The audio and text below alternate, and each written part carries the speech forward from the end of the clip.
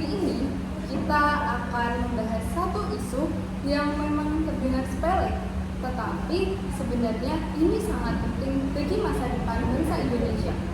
Di zaman sekarang ini yang serba globalisasi, serba digital, dan serba cepat, kita harus bisa untuk tetap menjaga nasionalisme dan mencintai tanah air.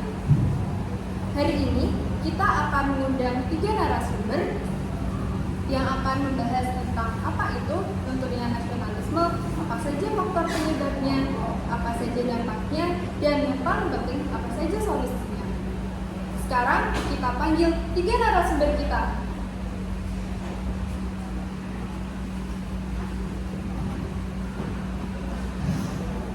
Baik, kalau begitu boleh dong kalian perkenalkan diri satu persatu. Perkenalkan, nama saya Novel Afif Mardika. Perkenalkan, nama saya Hairana Fairuz Nurbaini. Perkenalkan, nama saya Delisha Rendra Kusma Putri. Karena kita sudah kenal dengan ketiga narasumber kita jadi lebih enak kan ngobrol-ngobrolnya.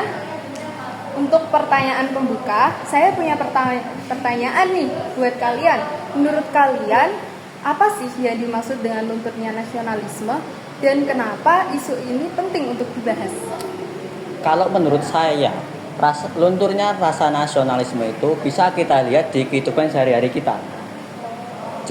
Kalau dilihat sekarang, remaja zaman sekarang itu tidak memiliki rasa ikatan emosional dengan bangsa Indonesia. Padahal rasa nasionalisme itu bukan cuma simbol. Saya setuju. Sekarang ini banyak anak muda yang lebih bangga pada budaya luar dan menganggap budaya Indonesia itu lebih kuno atau ketinggalan zaman. Kalau bagi saya, nasional itu bagian dari identitas kita. Jika rasa nasional itu hilang, maka identitas kita juga tidak akan diketahui. Berarti dapat disimpulkan bahwasanya nasionalisme ini bukan hanya sekedar simbol, tetapi juga merupakan bentuk cinta tanah air kita terhadap Indonesia. Betul banget tuh. Baik, selanjutnya kita lanjutkan ke pembahasan berikutnya. Lunturnya nasionalisme ini pasti ada penyebabnya. Nah, menurut kalian nih, apa saja sih faktor-faktor penyebab lunturnya nasionalisme khususnya di generasi muda saat ini? Kalau menurut saya itu faktor utamanya dari globalisasi dan media sosial. Itu tuh bisa membuat budaya luar lebih keren dan mudah masuk ke dalam Indonesia. Kalau menurut saya, pendidikan karakter itu paling besar pengaruhnya di kehidupan kita. Tetapi di sekolah kita cuma diajarkan untuk teori dan menghafalkannya, lalu itu diterapkan dalam kehidupan sehari-hari. Kalau menurut saya, zaman sekarang orang itu lebih meniru budaya asing tanpa menyaringnya, sehingga kita lebih hafal dengan budaya asing dibanding budaya kita sendiri. Jadi faktornya itu bukan hanya dari luar saja seperti globalisasi dan media sosial, tetapi juga dari dalam diri kita ya, seperti sistem pendidikan yang kita jalani. Berarti tantangan terbesar kita saat ini bukan menolak budaya luar, tetapi bagaimana cara kita untuk mempertahankan jati diri bangsa Indonesia. Benar. Ya, betul. Sip. Kalau begitu kita lanjut ke pembahasan selanjutnya, yaitu menurut kalian kalau lunturnya nasionalisme ini terus dibiarkan, bagaimana, apa saja dampak yang dirasakan bangsa Indonesia? Kalau menurut saya dampak yang paling berbahaya itu ketika rasa persatuan di bangsa Indonesia ini mulai melemah. Karena bangsa Indonesia sangat identik dengan rasa persatuannya yang tinggi. Selaras dengan semboyangnya yaitu Bhinneka Tunggal Ika yang artinya berbeda-beda tetapi tetap satu jua. Kalau menurut saya, negara kita bisa mempunyai generasi yang pintar secara akademik, tapi generasi saat ini tidak peduli dengan bangsanya sendiri. Benar tuh, dalam jangka panjang kita akan berpikir kita akan kehilangan identitas negara kita, menyebabkan kita tinggal di Indonesia, tetapi kita tidak merasa bahwa kita memiliki Indonesia sepenuhnya. Dari penjelasan tadi, berarti efeknya atau dampaknya ini bukan hanya untuk individu ya, Betul, tetapi iya. sampai berefek masa depan bangsa. Ya.